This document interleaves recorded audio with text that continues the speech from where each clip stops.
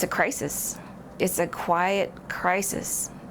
And I feel frustrated that we're invisible. Frustration and confusion tonight as a representative at the Kansas City Indian Center says she wasn't notified when a local Native American teenager went missing this spring. I want to be contacted the moment when they go missing. I-Team reporter Sarah Plake first told you about the disappearance of 17-year-old Quanah Big Spring. And now her case highlights the national MMIP crisis, missing and murdered Indigenous people here in our community. She joins us now, and Sarah, we understand you discovered some confusion and some mistrust about this legislation that's designed to try to improve law enforcement's response to these cases, right? Absolutely, and that legislation is called Savanna's Act, and it was passed in 2020. When Quanah Big Spring disappeared in May, the Kansas City Indian Center expected that law enforcement or any official agency would call them for assistance and collaboration, which is in the spirit of Savanna's Act. The people who work at the Indian Center, they're Native American. I mean, they know the community, they know the culture, and they have the resources to help in MMIP cases. The center is also a recognized federal liaison for MMIP, but we learned that no agency contacted the center and that Savanna's Act may not be working the way the center thought it would, leaving them furious over a promise to change that hasn't happened. We continue Quanah's story. A 17-year-old is missing and in danger. Quanah Big Spring left her home in Belton last Sunday morning, and her parents are worried for her safety. When Carol Cadu Blackwood with the Kansas City Indian Center heard about Quanah Big Spring's disappearance, she felt an instant connection to the Belton teen. It hurts me. This is somebody's daughter, somebody's grandchild, somebody's niece. I want to know just when and where she fell through the cracks. As we first told you, Quanah Big Spring is the 17-year-old who disappeared from her Belton home in May. This was the second time in 2 years. And in both cases, older men preyed on the vulnerabilities of this teenager who struggles with physical and mental health issues. In July, she escaped from an older man who she said assaulted her. I love her dearly. I just want her safe. Quanah's mom, Colette Big Spring, knows her daughter and all Native American women are at a heightened risk of experiencing violence, an epidemic often referred to as the MMIP crisis, missing and murdered Indigenous people. We feel with missing Indigenous women. Carol, a caseworker at the Kansas City Indian Center, agrees.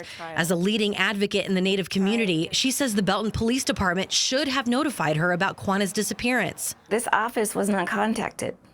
This most recent case of Quanah Big Spring shows that there's little or no communication. The KC Indian Center, Carol says, is the only social services agency for Native American people in the area.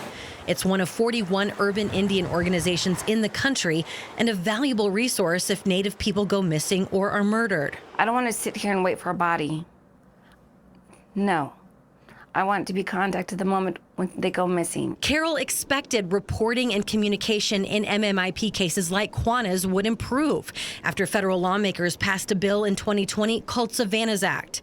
It was named after 22-year-old Savanna LaFontaine Graywind, a member of North Dakota's Spirit Lake Nation, who was murdered in August 2017. She was 8 months pregnant. Her baby survived. Savanna's murder brought to light that data on missing and murdered Indigenous people, women and girls in particular, is scattered around government agencies or completely non-existent. Savanna's Act addresses this issue. That was North Dakota Congressman Kelly Armstrong telling a House Judiciary Committee that Savanna's Act would rectify the historical lack of coordination, record keeping, and communication between agencies in MMIP cases. I was like, thank God, it's going to get enforced. Something's being done. Having pushed and lobbied for the bill, Carol celebrated here at home. But the excitement quickly faded. It's like a hollow celebration. Carol became the local MMIP liaison for the Department of Justice after Savanna's Act passed. But as Quanah's case illustrates, she says nothing has changed in the way law enforcement handles MMIP cases. And I'm frustrated today because nothing's being done. If there is, I don't hear about it because I'm not being contacted. She's not being contacted because we learned that Savanna's Act does not require law enforcement to notify urban Indian organizations like the KC Indian Center in MMIP cases. I would like to see down the road data being collected and then someone being educated enough to say, okay, this is a Native American, this is where Savanna's Act would apply. and it supersedes state and local laws, and we're going to contact the local liaison for MMIP. The I-Team also learned that no law enforcement agencies in Missouri or Kansas have submitted guidelines to the Department of Justice about how they would respond to MMIP cases. It's not required, it's voluntary under Savanna's Act. And surprisingly, we discovered that not one law enforcement agency in the country has submitted any MMIP guidelines to the DOJ. We followed up with Carol to share our findings. It sounds like I have a lot more work to do. But again, it's a lot of emotional, physical labor on people like me. People who actually care, who pushed and pushed and pushed, got this law established, and nothing happened. The local DOJ office said it consults with the Kansas City Indian Center about MMIP cases. Carol said it's happened once, and that was about Lakota Renville, a 22-year-old Native American woman who was brutally murdered in Independence in 2005. Her case is still unsolved.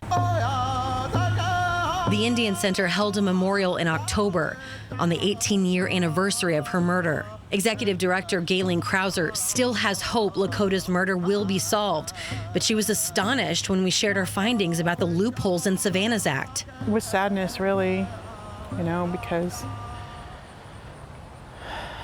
so many of the acts that pertain to us are like that. They just don't have any teeth. So who is responsible for ensuring that local law enforcement agencies know about Savanna's Act? A DOJ spokesman said those discussions would, quote, normally be happening at the district level where there's regular contact between U.S. attorneys' offices and state, local, and tribal agencies. This wait and see approach, it doesn't work.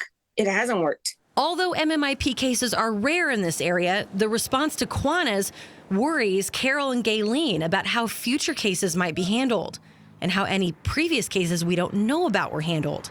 And it's not going to work until the local police get proper training, until there's communication between the federal government, the state, and the local.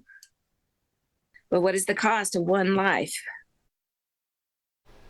So right before we finished this story for air, we learned that Quanah is missing again. She was out for a walk on the evening of October 30th and never came back home. And again, she has specific mental health and medical needs, and her family is deeply concerned for her safety.